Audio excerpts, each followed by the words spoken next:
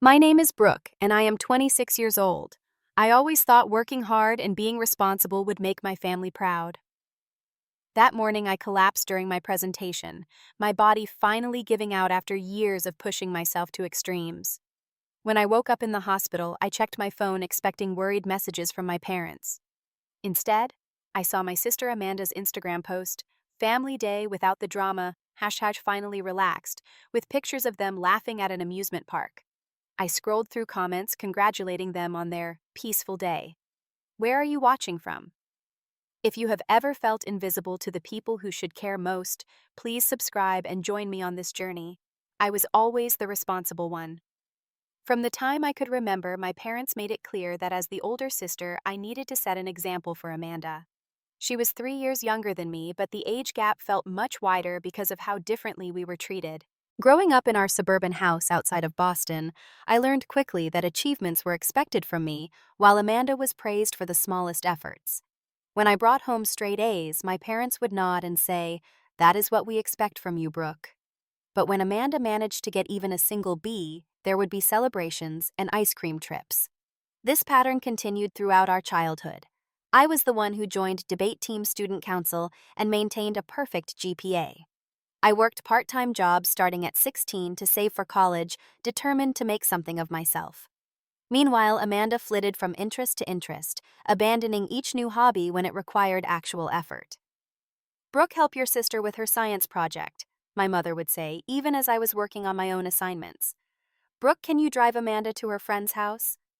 "Brooke, be understanding. Your sister is more sensitive than you." I do not think my parents were cruel people. In many ways, they provided well for us. We never went hungry, always had nice clothes, and lived in a good neighborhood with excellent schools. But emotional support and recognition, that was distributed with clear favoritism. When I graduated as valedictorian, my speech was cut short because Amanda had a dance recital scheduled for the same day. My parents left halfway through graduation to make sure they did not miss her performance. I stood at the podium watching them slip out the gymnasium doors as I spoke about perseverance and achievement. College was my first taste of freedom. I attended Northwestern University on a partial scholarship supplemented by the money I had saved and student loans I would be responsible for repaying. For 4 years, I thrived in an environment where my efforts were recognized on their own merit. Professors praised my insights. Peers respected my contributions to group projects. I graduated summa cum laude with a degree in marketing and business administration. Meanwhile, Amanda attended community college briefly before dropping out, claiming it wasn't the right fit. My parents supported her decision, saying she was finding herself. They helped her get an apartment and subsidized her expenses while she worked part-time at a boutique clothing store. After graduation, I received an offer from a prestigious marketing firm in Chicago. The opportunity was too good to pass up, even though it meant moving further from Boston. When I told my parents, their response was tepid at best. "But who will help Amanda navigate adulthood?" my mother asked with genuine concern. "She is 23, Mom," I replied. "I think it is time she figured that out herself." My father shook his head. "Your sister needs family support. She is not as naturally capable as you are, Brooke." Despite their guilt trips, I moved to Chicago 3 years ago.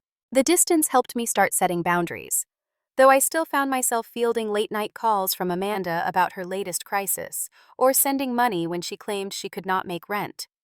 Each time I tried to suggest she develop more responsibility, my parents would call to tell me I was being unsupportive.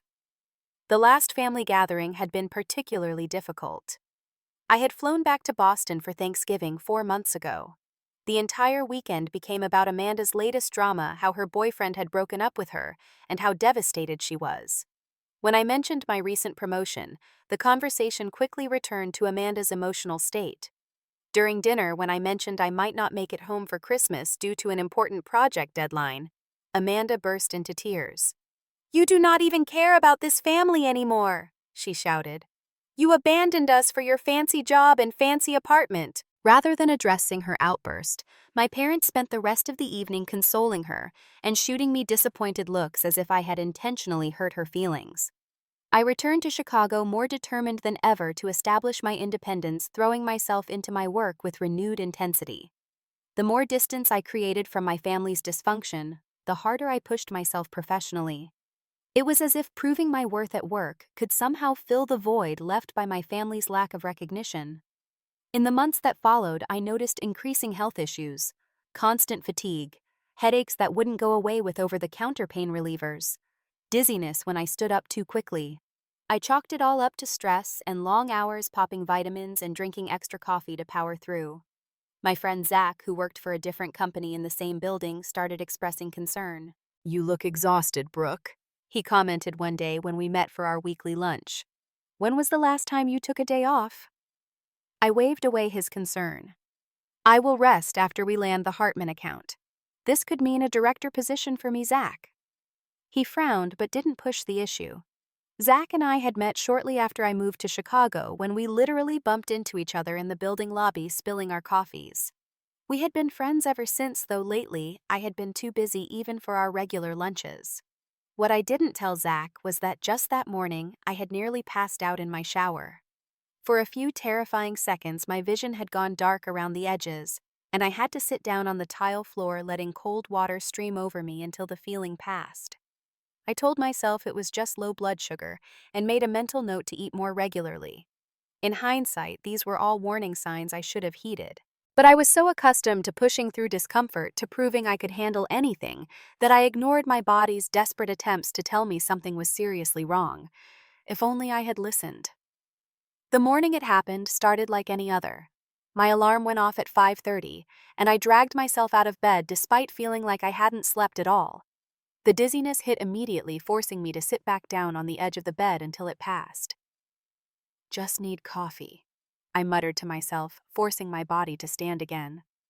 In the bathroom mirror, I barely recognized the pale face staring back at me. Dark circles made my blue eyes look sunken, and my usually healthy complexion was ashen. I spent extra time applying makeup trying to hide the evidence of my exhaustion. Today was crucial. After months of preparation, I was presenting our marketing strategy for the Hartman Group, a client that could potentially double our agency's revenue. Landing this account would secure my promotion to marketing director, a position I had been working toward since joining the company. As I was gathering my presentation materials, my phone buzzed with a text from Amanda. "Mom and Dad are being impossible again. They want me to get a full-time job if I'm going to keep living in the apartment they helped pay for. Can you believe that? Also, I need $800 for car repairs. Can you transfer it today? Love you." I stared at the message, a familiar mixture of frustration and obligation washing over me. This was Amanda's third emergency this month. First, it had been unexpected medical bills, which I later discovered were actually for a cosmetic procedure. Then she needed money for a security deposit on a new apartment, only to decide at the last minute to stay where she was. I put my phone away without responding. The Hartman presentation needed my full attention, and Amanda's financial crisis would have to wait. For once, my needs came first. By the time I arrived at the office, my head was pounding and I felt slightly nauseated. I stopped in the bathroom to take some pain relievers and splash cold water on my face before heading to my desk. "You okay, Brooke? You look a little pale," said my assistant Jordan when I passed her desk. "I'm fine, just a bit nervous about the presentation. Is everything set up in the conference room?" Jordan nodded. "All ready to go. The Hartman team arrived early. They're having coffee with Mr. Daniels now." My stomach lurched at this news. They weren't supposed to arrive for another 30 minutes, time I had planned to use for final preparations. Taking a deep breath, I gathered my laptop and notes. "Showtime," I whispered to myself. The conference room was intimidating with floor-to-ceiling windows overlooking the Chicago skyline and a massive table that seated 20 Mr. Daniels, our agency's CEO, was chatting animatedly with William Hartman and his executive team. "Ah, here she is," Mr. Daniels exclaimed when I entered. "Brooke is the brilliant mind behind the strategy you're about to see." I smiled and shook hands with everyone, trying to ignore the way the room seemed to tilt slightly as I moved around the table. The dizziness was getting worse, but I was determined to push through. This presentation was everything I had been working toward. As I connected my laptop to the projector, I noticed Zach passing by the conference room. He had mentioned he had a meeting in our building today. He caught my eye through the glass wall and gave me an encouraging thumbs up. I managed a weak smile in return. "Are you sure you're all right?" Mr. Daniels whispered as the screen came to life with our opening slide. Of course. I assured him, though even to my own ears my voice sounded strained. I began my presentation forcing energy into my voice that I didn't feel. The first few slides went well despite the room occasionally seeming to spin around me. I gripped the edge of the table when not gesturing, trying to stay grounded. About 15 minutes in, as I was explaining our social media strategy, the words on my slide began to blur. I blinked hard, trying to refocus, but instead the blurring worsened. A cold sweat broke out across my forehead. Our research indicates that the target demographic responds most positively to. The words stuck in my throat as a wave of dizziness hit me with such force that I had to grab the table with both hands. Ms. Turner. William Hartman's voice sounded distant, as though he were speaking from the end of a long tunnel. I tried to respond, to apologize and continue, but no words came out.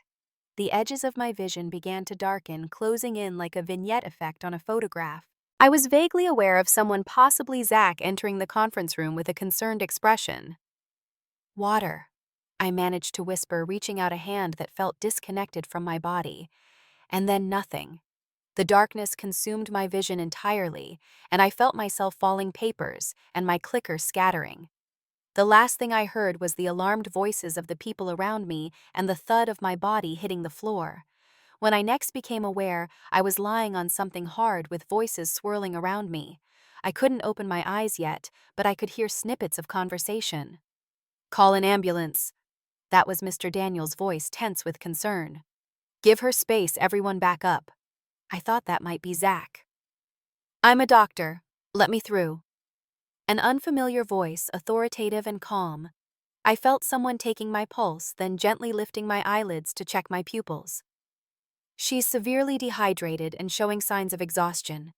Has she been ill recently? The doctor asked. She's been working non-stop for weeks, I heard Zach respond. I've been telling her to take a break. The next few minutes were a blur of activity. I drifted in and out of consciousness, aware of paramedics arriving, being lifted onto a stretcher, and the jarring movement of being wheeled through the office and into an elevator. In the ambulance, an oxygen mask was placed over my face, and I felt the pinch of an IV being inserted into my arm. A paramedic was asking Zach questions about me. Does she have any medical conditions? Is she on any medications? Allergies? No, none that I know of, Zach replied. But she's been pushing herself really hard. Do you have contact information for her family? They should be notified. Through my haze, I heard Zach say he would check my phone for emergency contacts. Her parents and sister are in Boston, he explained. I'll call them right away. As the ambulance sped through Chicago streets, sirens wailing, I slipped back into unconsciousness, unaware that my collapse was just the beginning of a painful revelation about my family's true feelings toward me. At the hospital, I was diagnosed with severe anemia, extreme dehydration, and physical exhaustion. The doctor would later tell me I was lucky I hadn't collapsed somewhere alone, as my condition had become dangerously severe. While I was being examined and treated, a nurse mentioned that my emergency contacts had been called, but that no one had answered. In my semi-conscious state, I wasn't surprised. After all, my family had never really been there when I needed them most. Why would today be any different? I woke up disoriented, the sterile smell of hospital disinfectant filling my nostrils. For a moment, I couldn't remember where I was or how I had gotten there. The steady beeping of a heart monitor gradually brought me back to reality. My throat felt dry and scratchy as I tried to swallow. Looking around the room, I realized I was alone. No flowers, no cards, no worried family members dozing in the visitor's chair. Just the empty silence of a hospital room, broken only by the rhythmic beeping of machines. My work clothes had been replaced with a hospital gown, and an IV drip was connected to my arm. The events came back to me in fragments: the presentation, the dizziness, the darkness closing in. I remembered Zach's concerned face and the paramedics loading me into an ambulance. Zach. He had said he would call my family. With a surge of hope that perhaps they were just outside talking to doctors, I reached for my phone on the bedside table. The screen showed it was almost 7 in the evening. I had been unconscious for hours. No missed calls from my parents or Amanda. No worried text messages asking if I was okay. Nothing. That couldn't be right. Surely Zach had reached them. Perhaps there was a problem with my phone service in hospitals could be spotty. As I was checking my notifications, a new Instagram post from Amanda appeared. With trembling fingers, I tapped on it, and what I saw made my heart sink to the pit of my stomach. It was a series of photos taken at Six Flags amusement park. My parents and Amanda smiling broadly, eating cotton candy. Another of them on a roller coaster, faces contorted in theatrical screams. A third showing them toasting with oversized novelty cups, sunglasses perched on their noses, looking without a care in the world. The caption read, "Family day without the drama. Finally relaxed, just the three tofus, perfect day." The timestamp showed it had been posted just 2 hours ago, well after Zach would have called them about my hospitalization. I stared at the post, unable to process what I was seeing. They knew I was in the hospital. They had to know. And yet there they were, having a carefree day at an amusement park, explicitly celebrating my absence. Without the drama. Was that what I was to them? Drama, a burden they were happy to be free from for a day. The comments made it worse. "You guys look so happy," wrote one of Amanda's friends. "Nothing better than quality family time," my mother had replied with a heart emoji. I scrolled through dozens of similar comments, each one driving the knife deeper. Not one mention of me. Not one expression of concern about my condition. It was as if I didn't exist at all. The tears came suddenly and violently. Great heaving sobs that made my chest hurt and set off alarms on one of the monitors. I didn't even try to stop them. Years of pent-up hurt and disappointment poured out of me as I clutched my phone, still displaying the evidence of my family's indifference. A nurse rushed in, alarmed by the change in my vitals. "Honey, what's wrong? Are you in pain?" she asked, checking the monitors and my IV. I couldn't speak through my sobs, could only shake my head and turn my phone so she could see the screen. She glanced at it, then back at me, understanding immediately dawning on her face. "Oh, sweetheart," she said softly, taking my free hand in hers. "I'm so sorry." Her name tag read Maya, and her eyes held genuine compassion. She pulled a chair close to my bed and sat still, holding my hand while I cried. "They didn't come," I finally managed to say between sobs. "They didn't even call to check if I was alive." Maya squeezed my hand. "Sometimes the people who are supposed to love us the most are the ones who hurt us the worst. It's not your fault." She stayed with me until my crying subsided, then gently helped me wipe my face and drink some water. As she was adjusting my pillows, there was a knock at the door. Zach stood there looking worried and carrying a small potted plant and my laptop bag. "Brooke," he said, relief evident in his voice. "You're awake. Thank God." Maya gave my hand a final pat. "I'll give you two some time. Press the call button if you need anything." As she left, Zach took her place in the chair beside my bed. "You scared the hell out of me," he said, setting the plant on the nightstand. "The whole office is talking about how you fainted right in the middle of your presentation. Mr. Daniels is beside himself with worry." "Did you call my parents?" I asked, though I already knew the answer. Zach's expression turned uncomfortable. "I did. I called both your parents and your sister multiple times, left messages explaining what happened and which hospital you were at. I'm sorry they haven't made it yet. Maybe they're still traveling." I turned my phone to show him Amanda's Instagram post. His face fell as he looked at the photos and read the caption. "Brooke, I don't know what to say." "There's nothing to say," I replied, my voice hollow. "They know I'm here. They just don't care." Zach looked angry now, his jaw clenching. That's just wrong. I'm so sorry." Before I could respond, the door opened again and a doctor entered, clipboard in hand. "Ms. Turner, I'm Dr. Patel. Good to see you awake. How are you feeling?" "Physically or emotionally?"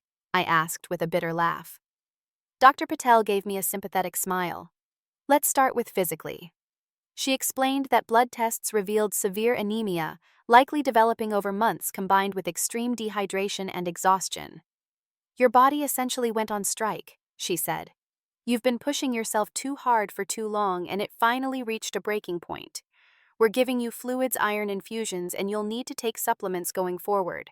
But most importantly, you need rest. Complete rest." "But my job," I protested weakly. The Hartman presentation can wait, Dr. Patel said firmly. If you don't make significant lifestyle changes next time, could be much worse. You're looking at a minimum of 2 weeks off work, and I want to keep you here for at least 3 more days for observation and treatment. The thought of staying in the hospital alone for 3 days, knowing my family was actively celebrating my absence, sent a fresh wave of pain through me. But what choice did I have? After Dr. Patel left, Zach opened my laptop. Mr. Daniels wanted me to tell you that Jordan stepped in after you collapsed and managed to finish the presentation. Apparently, she's been paying attention to everything you do. And get this, the Hartman group was so impressed by how the team handled the emergency that they signed with us anyway. For the first time since waking up, I felt a glimmer of positive emotion. Jordan was relatively new but eager to learn. I had been mentoring her for the past few months. Really, that's amazing. Yeah, she gave you full credit, said it was all your strategy and she was just the messenger. Mr. Daniels is holding your director position for when you're better. This small victory felt hollow in light of my family's betrayal, but it was something to hold on to. At least professionally, my efforts were valued. As Zach was showing me supportive messages from colleagues, Nurse Maya returned with my dinner tray. Visiting hours are officially over soon, she said to Zach, but I can give you a few extra minutes. After she left, Zach promised to return tomorrow with more from work and anything I needed from my apartment. As he gathered his things to leave, he hesitated. Brooke, I know we're just friends, but you're not alone, okay? I'll be here for you through this. His sincerity brought fresh tears to my eyes, but these were different from before. These were tears of gratitude that amid the painful revelation about my family, there were still people who genuinely cared. After Zach left, I sat in the quiet hospital room staring at the ceiling. I had spent my entire life seeking approval from people who would never give it, working myself to the point of collapse to prove my worth to a family who celebrated when I wasn't around. For the first time, I allowed myself to consider a painful question. What if I stopped trying to earn their love and focused instead on the people who actually showed up for me? It was a terrifying thought, letting go of the hope that someday my parents would see me, really see me. But as I drifted off to sleep in that hospital bed alone, but somehow feeling stronger than I had in years, I wondered if perhaps this collapse was the beginning of something new, not just an ending. The next 3 days in the hospital passed in a strange blur of medical tests, brief naps, and unexpected kindness from virtual strangers. Not once did my phone ring with a call from my parents or Amanda. The silence from them was deafening. Each morning, a new post would appear on Amanda's Instagram or Facebook, each one a fresh twist of the knife. Road trip with the parental units. Shopping spree courtesy of Dad. Family dinner with my favorite people. The three of them always smiling, always together, while I lay in a hospital bed, my body trying to recover from years of pushing myself to extremes. The contrast between my family's indifference and the care shown by others was stark and eye-opening. Nurse Maya went above and beyond her professional duties, stopping by during breaks to chat or bringing me extra pudding cups accidentally left on her cart. She shared with me that she had also grown up with parents who could never see her clearly. My brothers were the athletic stars, she told me one afternoon while checking my vitals. Nothing I did ever measured up in my parents' eyes. It took me years to realize that their inability to value me was about them, not about my worth. Her words resonated deeply, planting seeds of a perspective I had never considered before. What if my family's treatment of me wasn't because I wasn't good enough, but because of something broken in them? Zach visited every day without fail, sometimes during his lunch break, sometimes after work. He brought fresh clothes from my apartment, my favorite books, and even a small Bluetooth speaker, so I could listen to music other than the hospital's bland offerings. On the second day, a large arrangement of flowers arrived from my office with a card signed by everyone on my team. Mr. Daniels himself called to assure me my job was secure and that I should focus only on getting well. The company health insurance will cover everything, he said, and we've already approved 3 weeks of paid medical leave with the option to extend if needed. I was touched by his concern but couldn't help comparing it to my family's complete lack of response. Have you heard anything from your folks yet?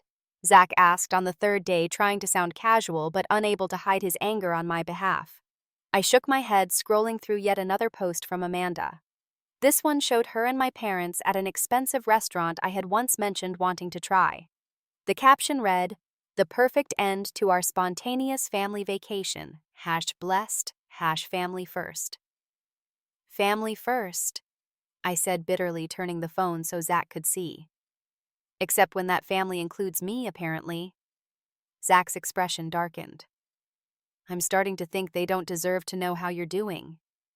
Dr. Patel had arranged for me to speak with a hospital therapist, Dr. Lydia Chen, who specialized in family trauma. Our first session was uncomfortable, with me reluctant to fully acknowledge the extent of my family's emotional neglect. But Dr. Chen was patient and insightful. What I'm hearing, she said during our second session, is a pattern of conditional love. Your worth in their eyes seems tied to what you can do for them, not who you are intrinsically. But they're my family, I protested weakly. Isn't it normal to help each other? Support should be reciprocal, Dr. Chen replied. From what you've described, you give support but rarely, if ever, receive it. That's not a healthy family dynamic. That's exploitation. The word exploitation hit me hard. It seemed so harsh, yet I couldn't deny its accuracy. How many times had I dropped everything to bail Amanda out of her latest crisis? How many times had I sent money, offered emotional support, rearranged my life to accommodate my family's needs? And what had I received in return? An Instagram post celebrating my absence. On the morning I was scheduled to be discharged, Dr. Patel gave me strict instructions about medication, follow-up appointments, and most importantly, rest. Your body needs time to recover, she emphasized. No work for at least 2 weeks and then only part-time for the following 2 weeks. Physical activity should be limited to light walking. And I'm serious about the iron supplements. Your levels are dangerously low. I nodded, already wondering how I would manage alone in my apartment. As if reading my thoughts, Zach spoke up from where he was waiting to drive me home. I've got it all arranged, he said. Jordan and a few others from the office have volunteered to take shifts checking in on you. My sister Rachel lives in your building and she works from home, so she'll be around during the day if you need anything. I was overwhelmed by this impromptu support system thrown together by people who, in some cases, I barely knew beyond professional interactions. Why would they do that for me? I asked, genuinely puzzled. Zach looked at me with a mixture of sadness and affection. Because people care about you, Brooke. More than you realize. As we were preparing to leave, Maya came in to say goodbye, having just started her shift. I wrote my personal number on the back of this card, she said, handing me a small envelope. Call if you need to talk or if you want to get coffee when you're feeling better. Some of us get it, you know, what it's like to be invisible to your own family. I hugged her, surprised by how significant this connection felt after just a few days. It wasn't until we pulled away that I realized I was crying again. Sorry, I said, wiping my eyes. I seem to do that a lot lately. Maya smiled. It's part of healing. The tears make space for something new to grow. Back in my apartment, everything looked exactly as I had left it on the morning of my collapse, yet everything felt different. I saw with fresh eyes how sparse and impersonal the space was. Despite living there for 3 years, I had never fully decorated or made it feel like home. Like everything else in my life, it had been functional rather than nurturing a place to sleep between long hours at the office. The only personal touches were a few framed photos, most featuring my family. I picked up one taken at my college graduation, examining it critically. My parents stood between Amanda and me, their arms around her, while I stood slightly apart, my valedictorian cords visible but unremarked upon in the moment the photo was taken. With a decisive motion, I turned the frame face down. Zach helped me settle in, stocking my refrigerator with groceries he had picked up and showing me the schedule the office team had created for checking in on me. You really don't have to do all this, I said, embarrassed by the attention. We want to, he replied simply. Now Rachel will be over in an hour with lunch and I'll come back after work with dinner. Your job is to rest and start getting better. After he left, I sat on my couch wrapped in a blanket, and for the first time in years, I had nothing to do but think. No work emergencies to handle, no family crises to manage, just quiet and the space to process what had happened. I had spent my entire life believing that if I just worked hard enough, achieved enough, gave enough, eventually my family would see me, really see me, and value me the way they valued Amanda. But the events of the past few days had forced me to confront a painful truth. Perhaps they never would, because the issue wasn't with me at all. It was with them. As this realization settled over me like a heavy blanket, I felt a curious mixture of grief and relief. Grief for the family relationship I had always wanted but never had. Relief at finally acknowledging the truth instead of continuing to chase an impossible goal. My phone, which I had been avoiding, buzzed with a notification. Another Instagram post from Amanda. I hesitated before opening it, bracing myself for more evidence of their enjoyable time without me. But this post was different. It showed Amanda alone in what looked like our parents' house, pouting dramatically.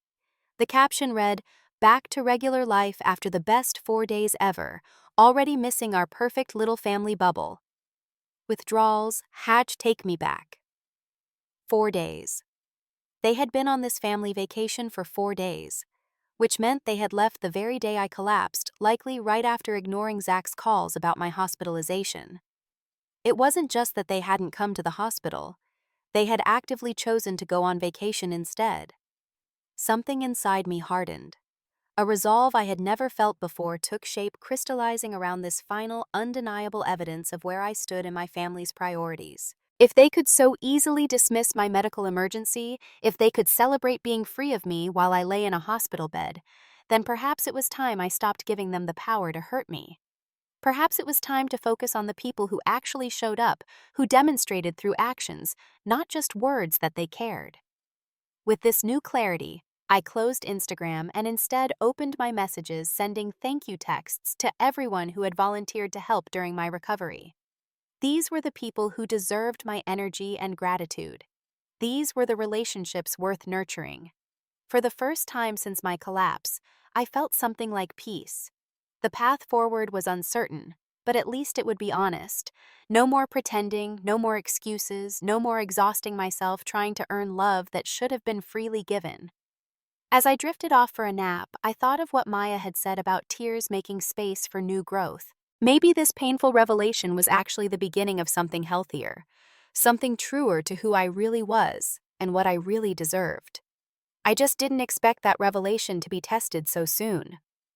On the 5th day after my collapse, I was beginning to adjust to a new rhythm. My body, finally getting the rest it had been desperately signaling for, was slowly responding to treatment. The constant fatigue hadn't disappeared, but it had lessened enough that I could stay awake for longer stretches and even take short walks around my apartment building with Zach or Rachel. That morning, Rachel had brought over homemade vegetable soup and stayed to eat lunch with me, sharing stories about her work as a freelance graphic designer and making me laugh with tales of her disaster dates from various apps. It felt good to have a conversation that didn't revolve around my health or family situation. After she left, I settled on my couch with a book Dr. Chen had recommended about setting boundaries with difficult family members. I had just reached a particularly resonant chapter when my phone, which had been mercifully quiet from family communications, suddenly exploded with activity. 3 missed calls from my father in the span of 2 minutes, 2 from my mother, 5 from Amanda. And then they started again, my phone buzzing insistently like an angry hornet. Bewildered and somewhat alarmed, I answered one of my father's calls. "Brooke, finally. Why haven't you been answering your phone?"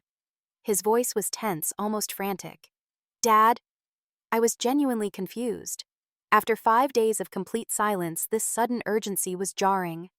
"We've been trying to reach you for hours. Didn't you get any of our messages?" I pulled the phone away from my ear to check. Indeed, there were several text messages I hadn't noticed, all sent within the past hour. The most recent one from my father read, "We need you. Answer immediately." What's going on? I asked, a familiar sense of dread building in my stomach. Whatever crisis had prompted this sudden outreach, I was certain it had nothing to do with concern for my health.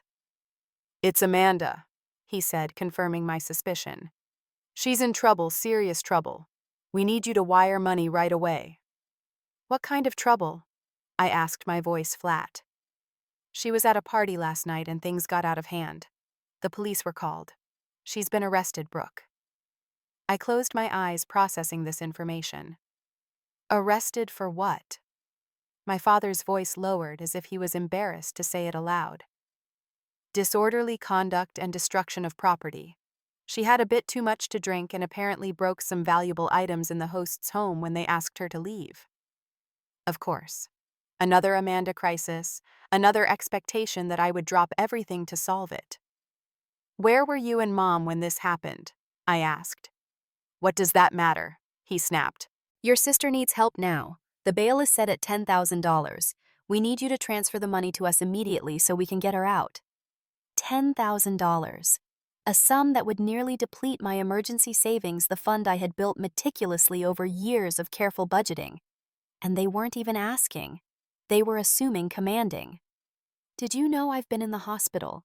I asked quietly. There was a pause, then my father's voice slightly defensive. Yes, your friend called, but he said it was just exhaustion. We figured you were resting. Just exhaustion. I repeated the words hollow in my mouth. I collapsed during a presentation. I was unconscious. I could have died, Dad. Don't be so dramatic, Brooke, he replied, his tone dismissive. People don't die from working too hard. His casual disregard for my health was so breathtakingly callous that for a moment I couldn't speak. In that silence, I heard my mother's voice in the background asking if I was transferring the money. Tell your mother I'm still in recovery, I finally said. The doctor has ordered complete rest. I can't deal with this right now. But this is your sister we're talking about, my father exclaimed as if I had suggested abandoning a child in a burning building. You can make a simple bank transfer from your phone. It will take 2 minutes.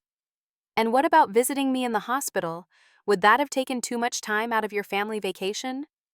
The bitterness I had been suppressing seeped into my voice. Is that what this is about? My father's tone turned cold.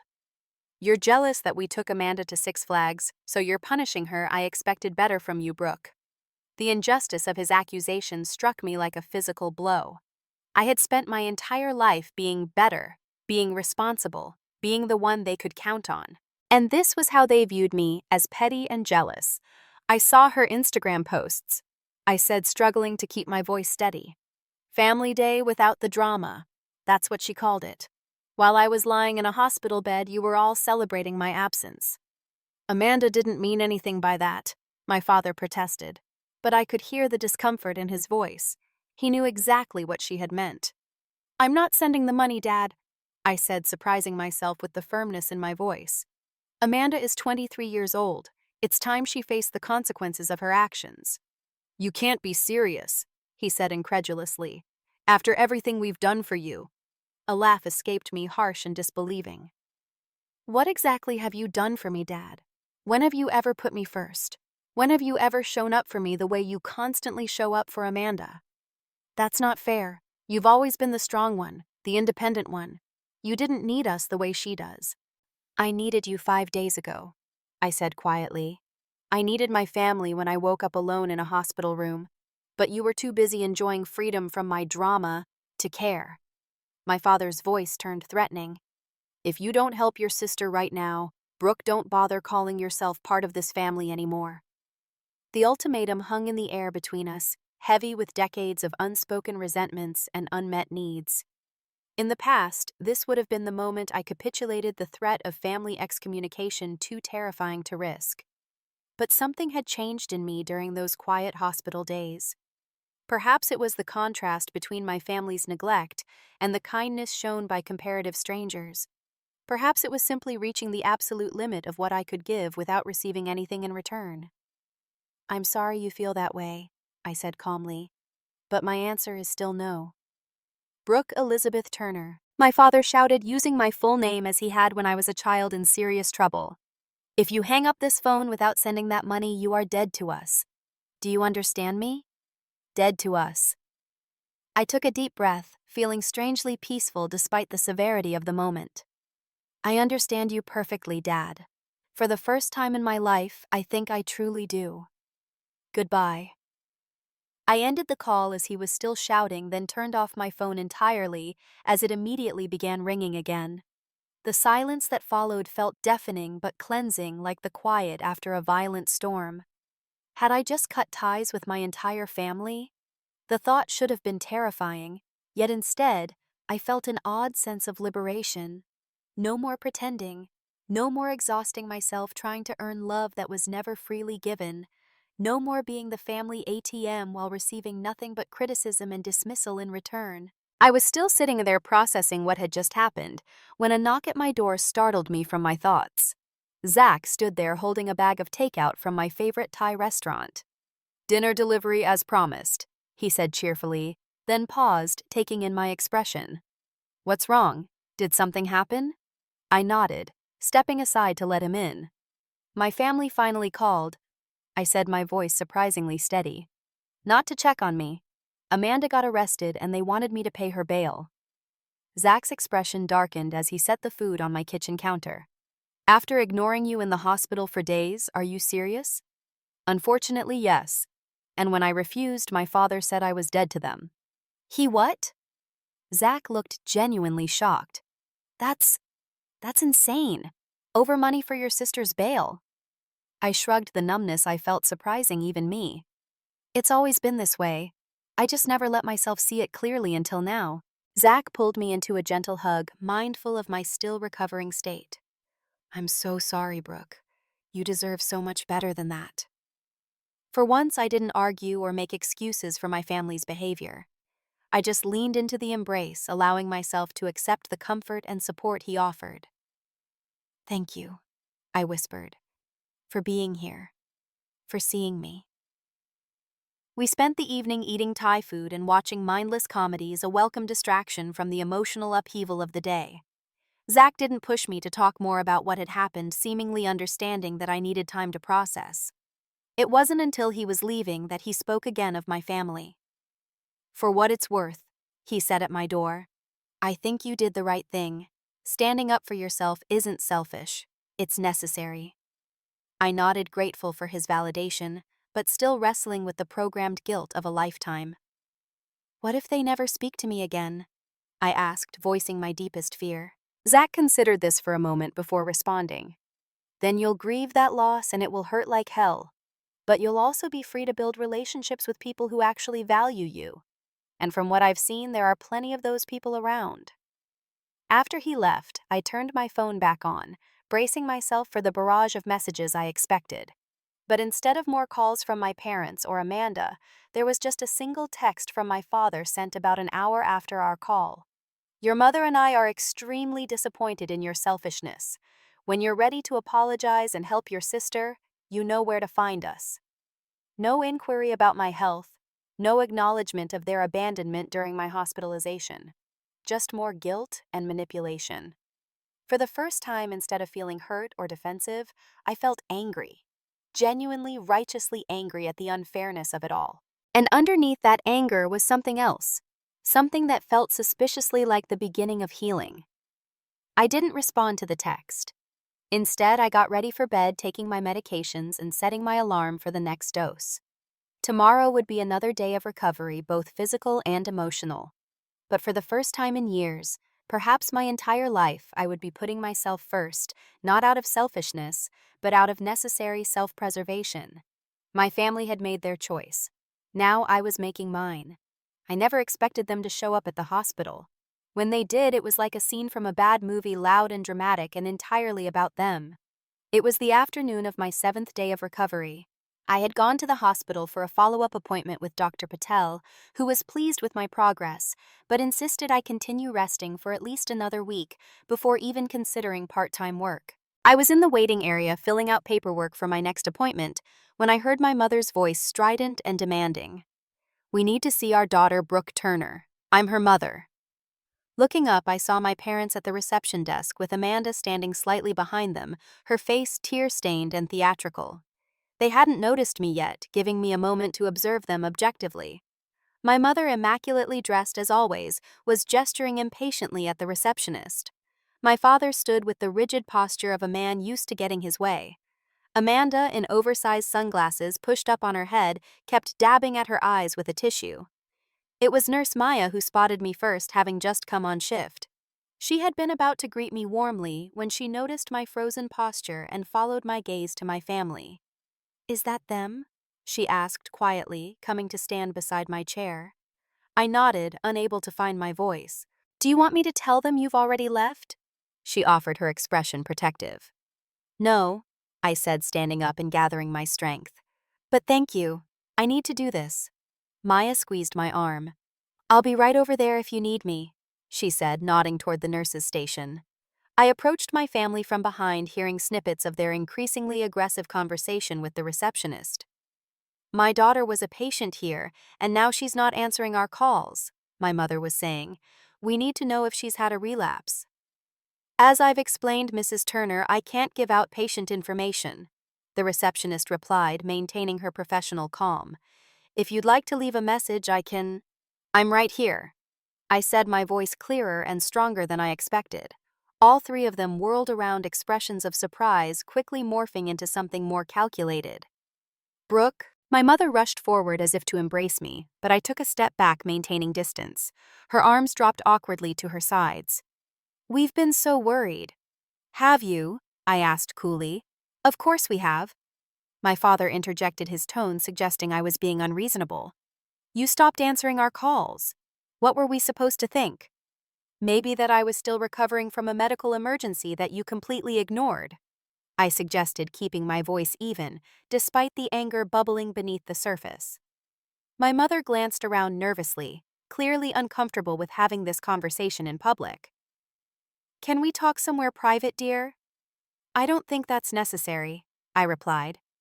"I have nothing to say that can't be said right here." Amanda stepped forward, then her eyes red-rimmed and pleading. "Brooke, please, I really need your help. I could go to jail." For the first time, I really looked at my sister. Not as the favored child who had made my life difficult, but as a young woman who had never been held accountable for her actions, never been allowed to face consequences or develop resilience.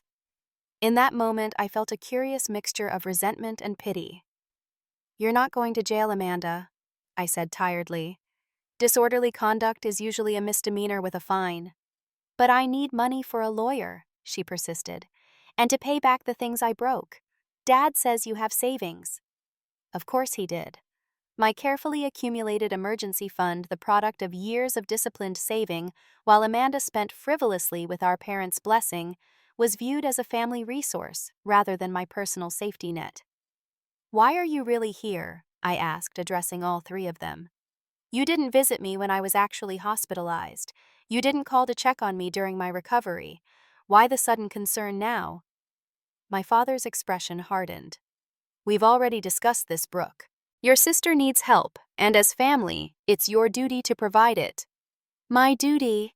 I repeated, the word bitter on my tongue. "And what about your duty as parents? Where were you when I collapsed from exhaustion and anemia? Where were you when I woke up alone in a hospital bed?" "We've always known you could handle yourself," my mother said dismissively. "You've always been so independent, so capable." "That wasn't independence," I said quietly. "That was abandonment. I learned to handle myself because you gave me no other choice." My father's face flushed with anger. "This is ridiculous. We drove all the way here because we were concerned about you, and now you're throwing a tantrum over ancient history." Ancient history. I couldn't believe what I was hearing. "I was hospitalized last week. While I was lying in a hospital bed, you three were posting about your wonderful drama-free family day at Six Flags." Amanda had the grace to look embarrassed, but my mother just sighed heavily. "You're blowing this completely out of proportion as usual," she said. "It was just a silly caption. We didn't mean anything by it." I stared at her, truly seeing the depth of her denial for perhaps the first time. "You meant exactly what you said. You've always seen me as a problem to be managed, not as a daughter to be loved." "That's not true," my mother protested, but the denial rang hollow. "Isn't it?" I asked. "When have you ever celebrated my achievements the way you celebrate Amanda's smallest efforts? When have you ever put my needs first, even once?" My father, clearly losing patience, cut to the chase. "Look, we didn't come here to rehash your childhood grievances. We came because Amanda needs help, and you're in a position to provide it. Now, are you going to be part of this family or not?" The ultimatum hung in the air between us. I was acutely aware of people watching, of Maya hovering protectively nearby, of Zach, who had just arrived to drive me home, standing near the entrance, taking in the scene with concern. "I've always been part of this family," I said, my voice strong despite the emotion tightening my throat. "I've been the responsible one, the reliable one, the one who drops everything when there's a crisis. But not once have you been there when I needed you." I took a deep breath, feeling years of unsaid words finally finding voice. "I nearly worked myself to death trying to earn your approval. I woke up alone in a hospital because you couldn't be bothered to answer calls about my collapse. And now you have the audacity to show up here not because you care about my well-being, but because you want my money." "How dare you speak to us that way?"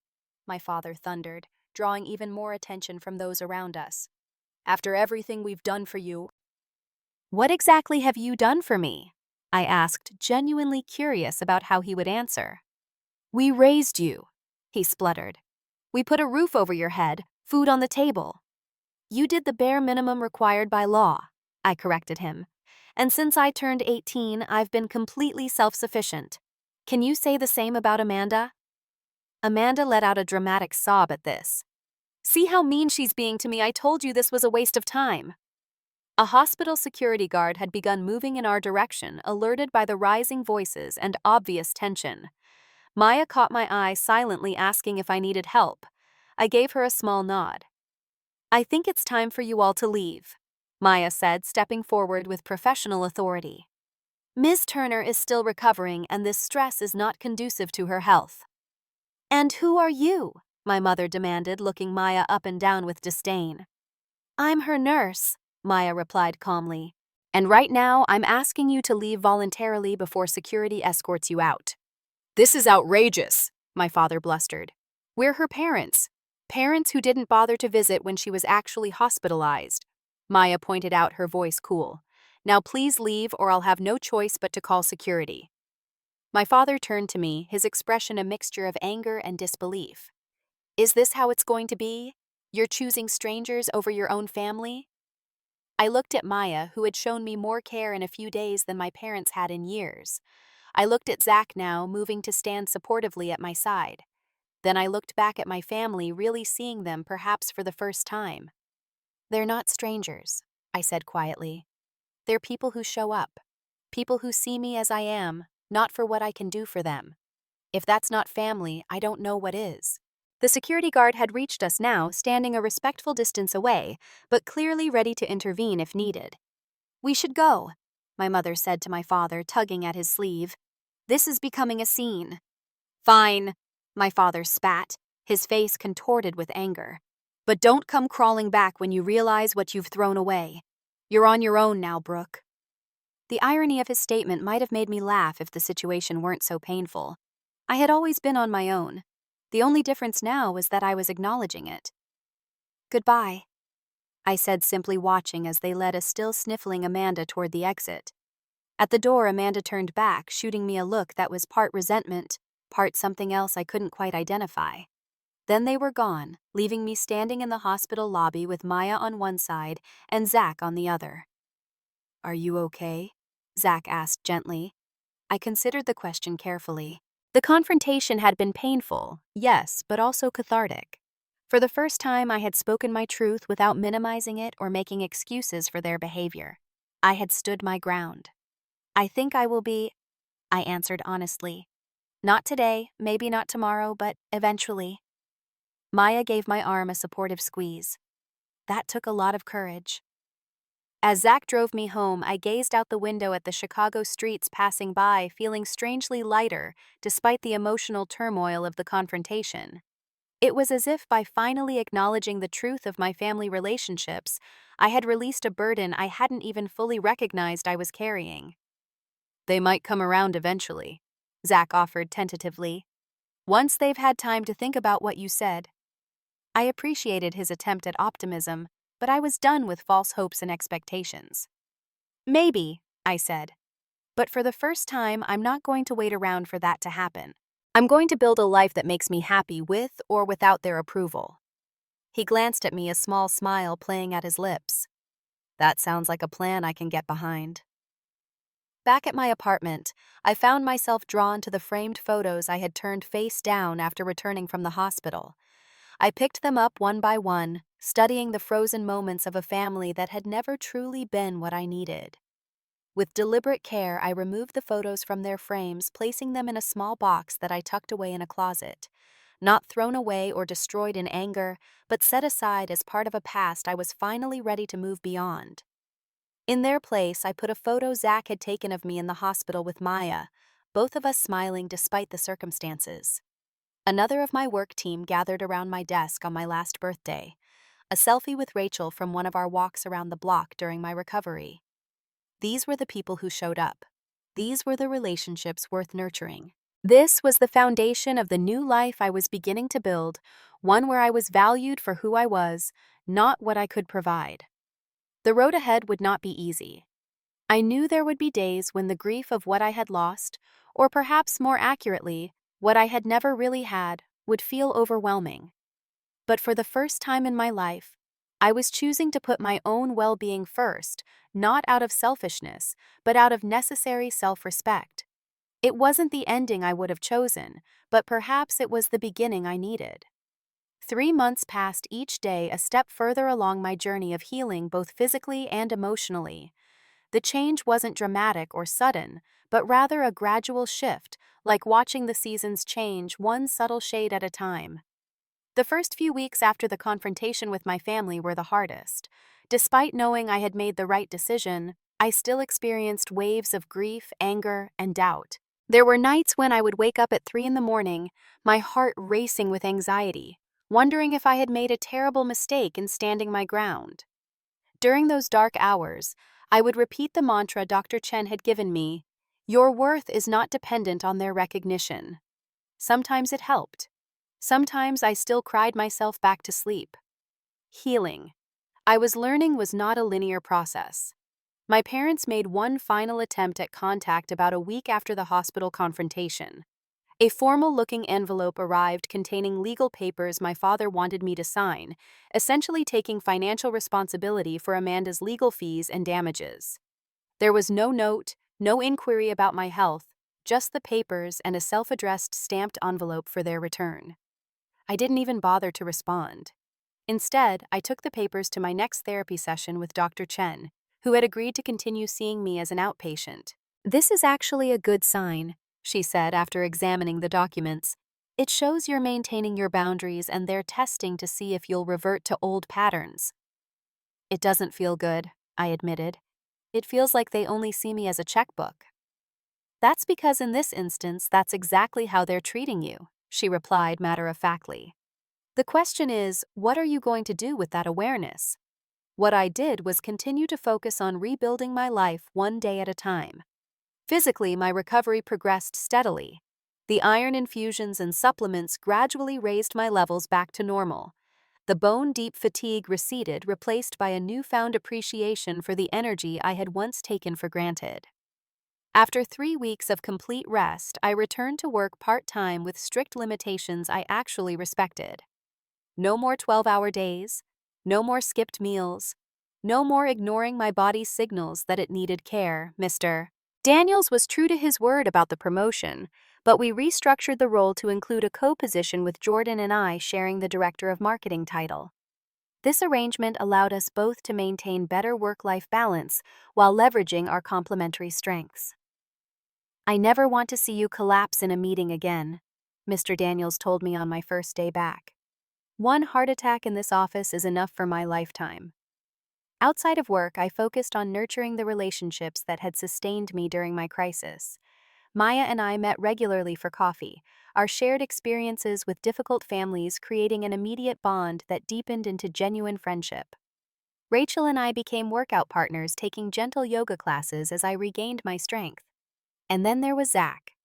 What had begun as friendship evolved naturally into something more. Our first official date was a picnic in my apartment when I was still on restricted activity, him bringing a blanket to spread on my living room floor and takeout from my favorite restaurant.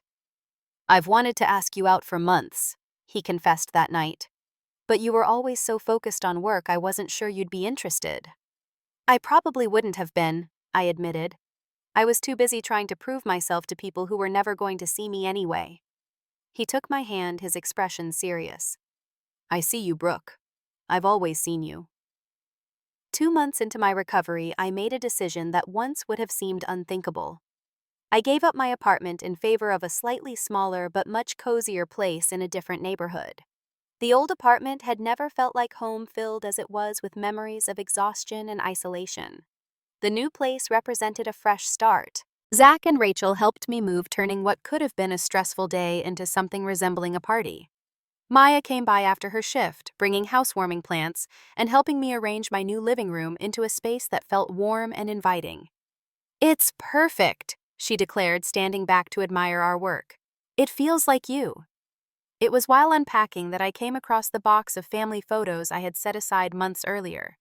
Sitting cross-legged on my new bedroom floor, I opened it with trepidation, unsure how I would react to seeing their faces again. The pain was still there, but duller now, like an old injury that aches when rain is coming, but no longer dictates your every movement. I could look at these memories now with greater objectivity, recognizing both the good moments and the patterns of neglect that had shaped so much of my life. As I was about to close the box, something caught my eye. A photo I had forgotten about, taken on a rare family vacation when I was about 14. In it, Amanda, then 11, was looking at me with an expression I had never noticed before. Not the usual competitive resentment I had come to expect, but something more complex. Something that looked almost like admiration. I set this photo aside, a reminder that perhaps the family dynamics that had caused so much pain were not entirely of Amanda's making. She too had been shaped by our parents' expectations and patterns. The thought had barely formed when my phone buzzed with a text from an unknown number. "It's Amanda. Got a new phone. Can we talk just us, no mom and dad? Please." I stared at the message for a long time, conflicting emotions swirling through me. Part of me wanted to ignore it to protect the healing I had worked so hard to achieve. But another part, perhaps the part that had always tried to be the responsible older sister, felt a pull to at least hear what she had to say. After consulting with Dr. Chen, who cautioned me to maintain strong boundaries while keeping an open mind, I agreed to meet Amanda at a neutral coffee shop near my new apartment. Zach offered to sit at a nearby table as moral support, but I declined. This was a conversation I needed to have alone. Amanda arrived 15 minutes late, a habit that once would have irritated me, but now just made me sad, recognizing it as another symptom of the dysfunction we had both been raised in. She looked different somehow, less polished than usual. Her designer clothes replaced by simple jeans and a sweater, her normally perfectly styled hair pulled back in a simple ponytail. "Thanks for meeting me," she said, sliding into the seat across from me. "I wasn't sure you would." "I almost didn't," I replied honestly. She nodded, accepting this without the dramatic protest I had expected. "I wouldn't blame you if you hadn't. After everything—" She trailed off, seemingly at a loss for words. This was new. Amanda always had something to say, usually calculated for maximum emotional impact. "Why did you want to meet?" I asked, directly, maintaining the boundary Dr. Chen and I had discussed. Amanda took a deep breath, her hands fidgeting with her coffee cup. "I wanted to apologize. For the Instagram posts, for never calling when you were in the hospital, for a lot of things, really." I kept my expression neutral, waiting for her to continue. This too was new me, not rushing to fill the silence or ease her discomfort. "After you refused to bail me out, I had to stay in jail overnight," she went on. It was a wake-up call, Brooke. I've never had to face consequences before. Mom and Dad always fixed everything, or you did." "And now," I prompted when she paused. "Now I'm working 2 jobs to pay back the damages and legal fees. I moved out of the apartment Mom and Dad were subsidizing and into a place with roommates I can actually afford. She gave a small, self-deprecating laugh. "I'm growing up, I guess. About 10 years too late." I studied her face, looking for signs of manipulation or insincerity, the hallmarks of past conversations where she had needed something from me. But all I saw was exhaustion and what appeared to be genuine regret. "What do Mom and Dad think about all this?" I asked. Amanda's expression hardened slightly. "They're not happy. They keep trying to give me money to help in ways that would just keep me dependent." When I refused, Dad accused me of being influenced by you, as if taking responsibility for my own life was some kind of rebellion.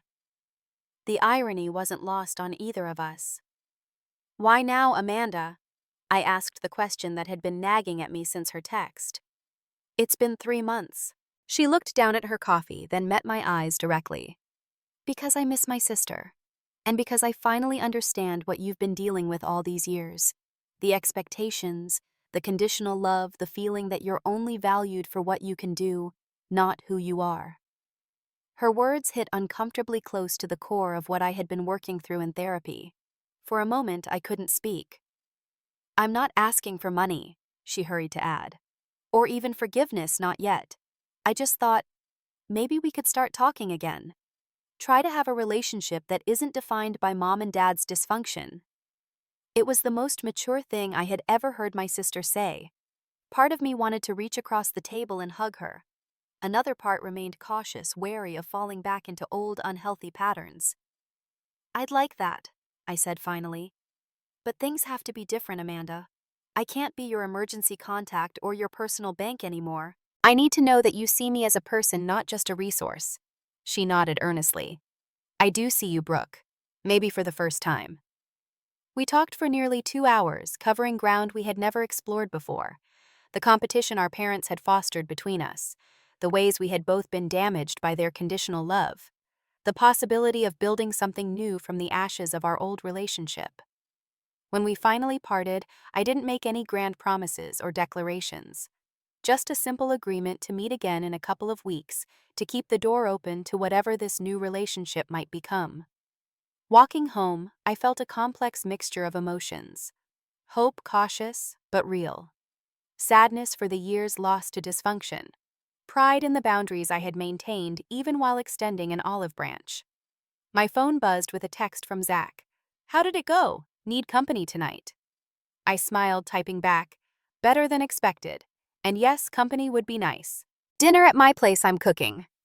By the time evening came, I had processed enough of the meeting with Amanda to share it with Zach as we ate the pasta I had prepared. He listened attentively, asking thoughtful questions without judgment. "Do you think your parents will ever come around?" he asked as we cleared the dishes together, moving around my new kitchen with easy familiarity. I considered the question seriously. "I don't know. Maybe someday they'll be ready to have a relationship that isn't based on control and conditions.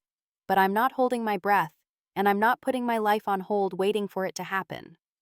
"That sounds healthy," he said, wrapping his arms around me from behind as I loaded the dishwasher. "It is," I agreed, leaning back against him. "It's taken me 26 years and a complete physical collapse, but I'm finally learning what healthy feels like." Later that week, I hosted a small dinner party in my new apartment. Maya brought her boyfriend, a kind pediatric nurse she had been dating for a few months. Rachel came with her latest Tinder match, who turned out to be surprisingly charming. Jordan and her husband rounded out the group, along with Zach, who had taken to spending most evenings at my place. Looking around my table at these people, some new in my life, some newly important, I felt a sense of contentment I had never experienced in all my years of striving for my parents' approval. This was what family could be, I realized, not defined by blood or obligation, but by choice and mutual care. The path to this moment had been painful, marked by collapse and confrontation and difficult choices. But sitting there surrounded by laughter and genuine affection, I wouldn't have chosen any other way. Later, after everyone had gone except Zach, I stood at my window looking out at the Chicago skyline, reflecting on the journey of the past 3 months. "Penny for your thoughts?"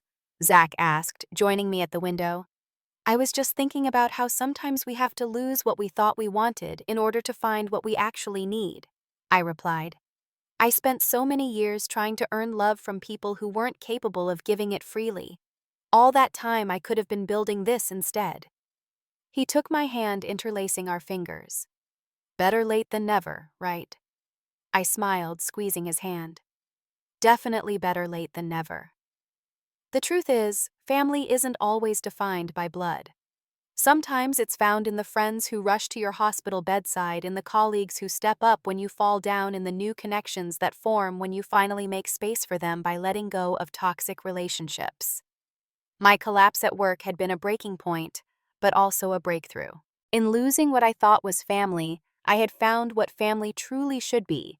People who see you at your worst and still show up, people who value you for who you are, rather than what you can do for them.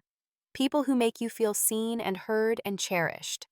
It wasn't the family I was born into, but it was the family I chose. And in the end, that made all the difference. Have you ever had to walk away from a relationship that was hurting you more than helping you? Share your experience in the comments below. Sometimes the hardest decisions lead to the greatest healing. If this story resonated with you, please like and subscribe for more journeys through life's challenges. Remember, you are worthy of relationships that cherish rather than drain you.